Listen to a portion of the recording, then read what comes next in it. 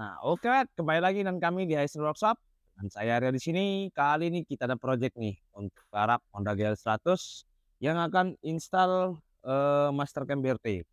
Ini Mastercam akan install dan juga Dynamo Starter. Dan kebetulan untuk project kita kali ini akan dibantu oleh salah satu mekanik di Aisin Workshop untuk melakukan proses pemasangan dari motor ini. Jadi langsung aja nih kita lihat proses pembongkaran dulu nih, Mas. Nah, ini dia untuk motornya. Motor ini GL100 yang kebetulan motor ini sudah menggunakan keruk as BRT yang ukuran langkah 68. Jadi kita akan install si Mastercam ini yang tipe T3 untuk menyesuaikan dari spek boraknya, karena sebelumnya masih menggunakan cam yang custom.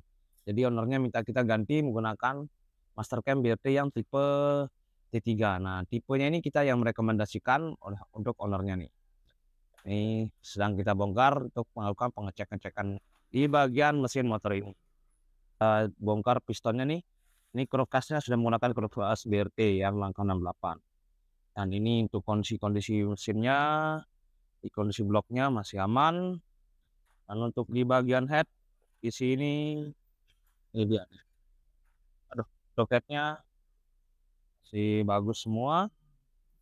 Dan di sini saya akan kasih tips juga nih, ketika teman-teman ingin pasang cam tipe T3 di Honda GL atau Honda Tiger. Tapi di sini sebelumnya kita cek dulu nih, apakah ada part-part yang memang harus diganti atau tidak di motor ini. Karena kebetulan motor ini sudah lama digunakan dulu nih. Sebelumnya motor ini pernah kita garap dengan kasus kerukas yang patah. Jadi motor ini sudah ada kasus itu kerukasnya patah karena menggunakan kerukas yang stroke up. Jadi ownernya minta ganti menggunakan kerukas BRT. Jadi ini kerukasnya sudah BRT. Kerukas BRT yang angka 68. Nah, ini dia nih kondisi alatnya kita cek, dan ini untuk kondisi cam sebelumnya nih. Ini camnya customan,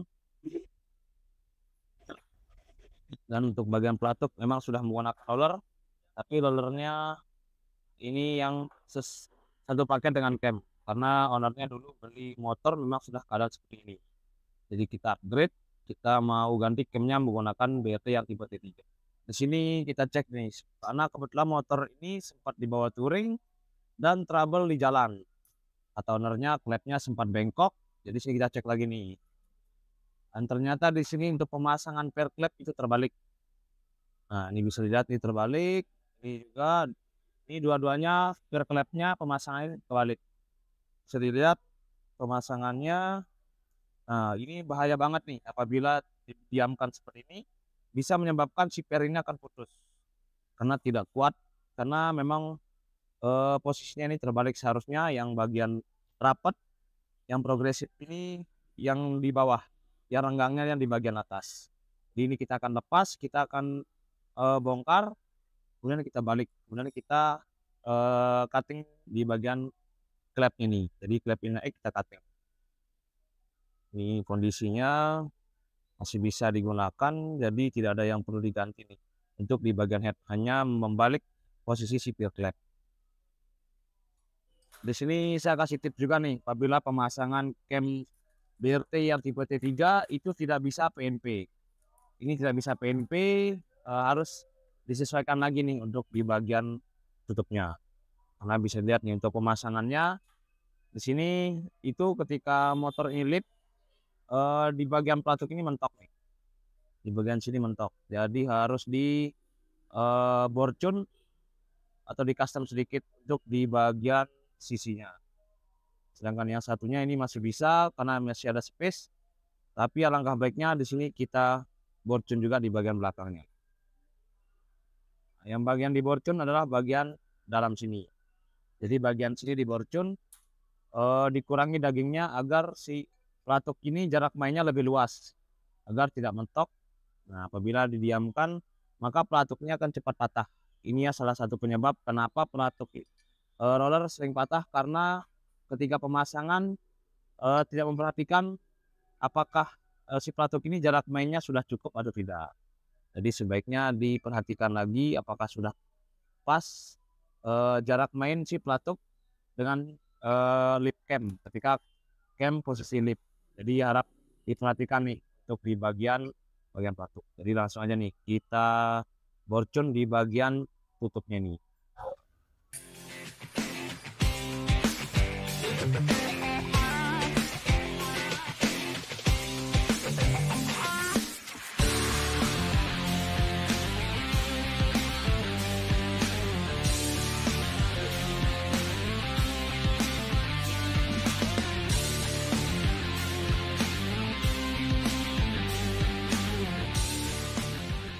Nah, ini nih hasilnya setelah diborcon nih. Jadi ketika lip, si pelatuk ini masih ada jarak mainnya nih, masih ada spillingnya. Nah, begitupun yang in dan yang X. Nah, yang diborcon itu di bagian sini nih. Ini diborcon di bagian bawah pen pelatuknya, yang in dan juga yang X. Apabila menggunakan cam yang R ataupun yang tipe T3. Ini camnya T3. Jadi harus disesuaikan nih untuk di bagian tutup head ini. Nah, setelah ini kita cuci bersih dulu, kita rapikan, dan ternyata di sini kita lihat ada retak nih untuk di bagian tutupnya. Jadi kemungkinan kita las ulang dulu, baru kita lanjut ke proses pemasangan dan perakitan. Tapi sebelumnya kita cuci dulu nih untuk bagian mesin-mesin yang lain. Kita pastikan juga apakah ada part yang harus diganti atau tidak, agar pekerjaan ini sekalian, karena ownernya minta sekalian aja dicek untuk bagian yang perlu diganti, minta diganti agar tidak trouble ketika digunakan touring. Ini dia nih tipsnya apabila menggunakan cam tipe T3 di Honda Tiger ataupun Honda GL.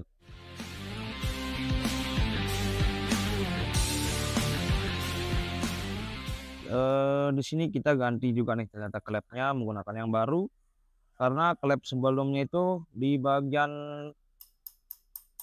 untuk kencingan klep atau klepnya ini di sini melar. Jadi pas ketika dikeluarkan itu tidak bisa. Jadi kita ganti nih untuk klepnya. Nah, ini klepnya juga sudah kita rapikan posisinya.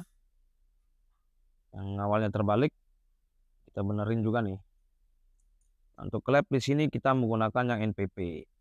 Dan juga kita nih kita cutting untuk bagian klep in dan X, agar gapnya ini juga lebih besar. Jadi ketika overlap itu klep in dan X tidak mentok, karena untuk cam T3 ini overlap X jauh lebih besar daripada in, hampir 1 mili perbedaannya in sama X. Jadi kita perlu cutting agar ketika overlap itu tidak mentok antara kedua klep. Nah, setelah itu kita akan set nih untuk di bagian coakan apakah mentok atau tidak, atau kita perlu coak lagi atau tidak nih. Jadi kita cek lagi coakannya nih. Ini kita sudah pasangin apa namanya, lilin, entah apa bahasan, tapi di sini bahasanya lilin nih. Yang pasang pin dowel, kita pasang head, cam semua, baru kita coba putar mesinnya. Itu cara kita di sini untuk mengecek apakah klepnya itu perlu dicoak lagi atau tidak. Kita pasang lagi nih untuk bagian head.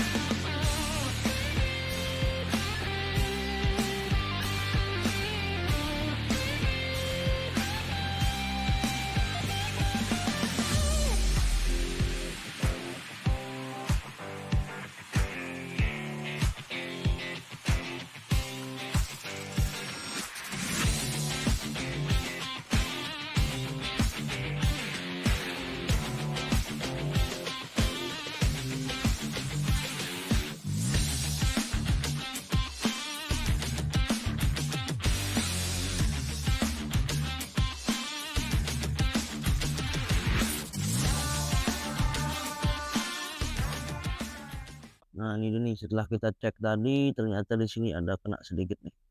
Di bagian pinggir sini nih. Jadi ini kita borcon sedikit, dan juga di bagian ujungnya nih kita perlebar sedikit agar ada jarak main atau clearance-nya lebih besar. Sedangkan yang X ini aman, tidak ada bagian yang kena atau yang mentok. Hanya ada pada bagian ini. Jadi di sini kita coba borcon sedikit nih, kita rapikan agar tidak mentok lagi dan agar clearance-nya lebih banyak.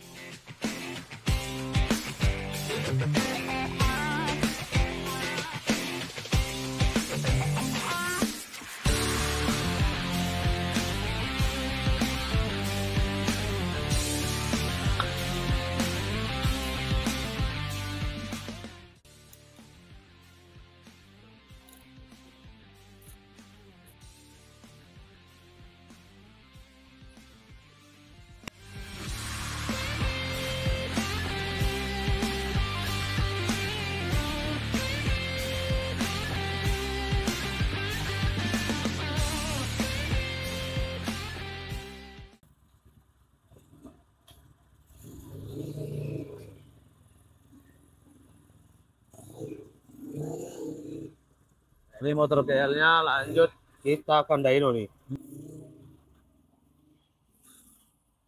Ini kemarin setelah kita pasang cam di Honda GL100 ini, sekarang kita akan melakukan dyno nih. Kita dyno, kita mau lihat nih berapa sih horsepower yang didapatkan setelah kita ganti cam. Jadi ini kita sudah selesai, sekalian kita setting karbu juga nih di atas mesin dyno.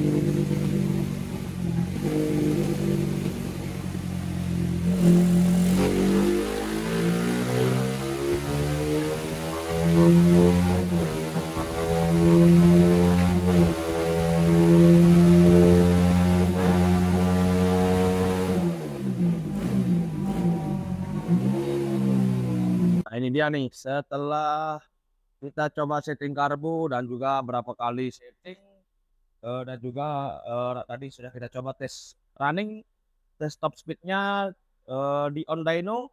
Di atas mesin dyno ini kita bisa tembus 200 km per jam nih, untuk si GL100 ini. Nah tapi di sini itu karena on dyno itu karena ibaratnya itu jalannya itu rata, benar-benar rata.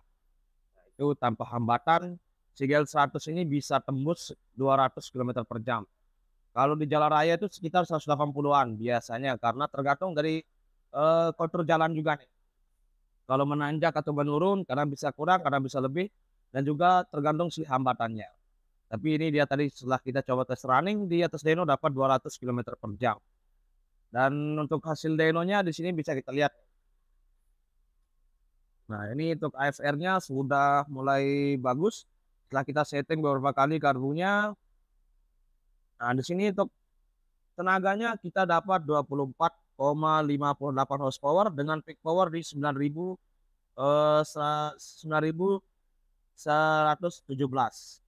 dan max torsinya itu di 28,81 Nm dengan peak torsi di 7.600. Nah ini untuk horsepowernya nih.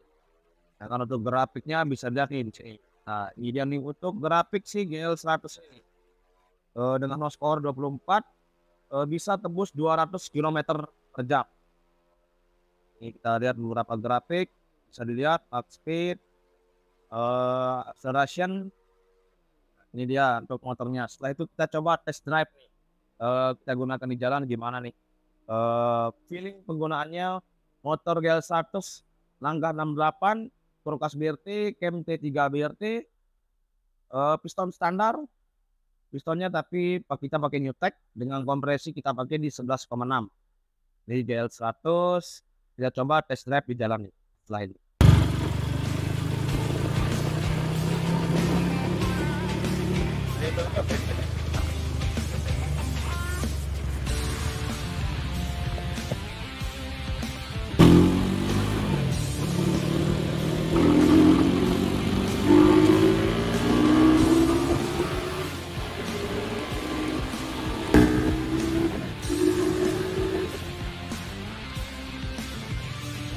Oh, saya tahu dia kenapa. Enggak itu.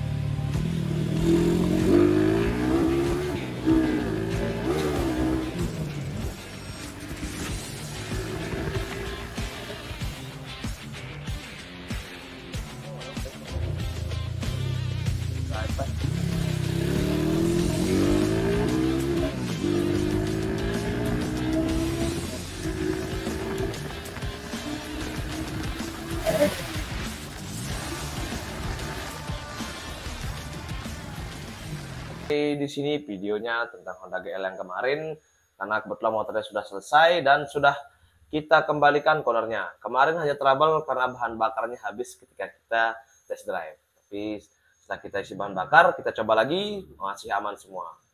Jadi sekian video kita tentang pemasangan cam GL100 cam BRT tipe T3.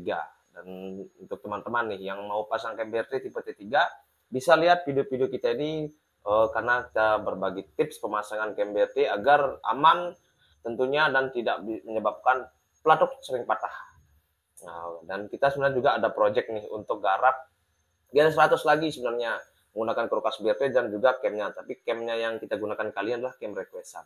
Jadi camnya kita request sendiri untuk data-datanya dan kita coba di Honda GL100 ini, tapi masih dalam tahap proses ganti boreng dan yang lainnya. Jadi kita buatkan video di video selanjutnya aja nih.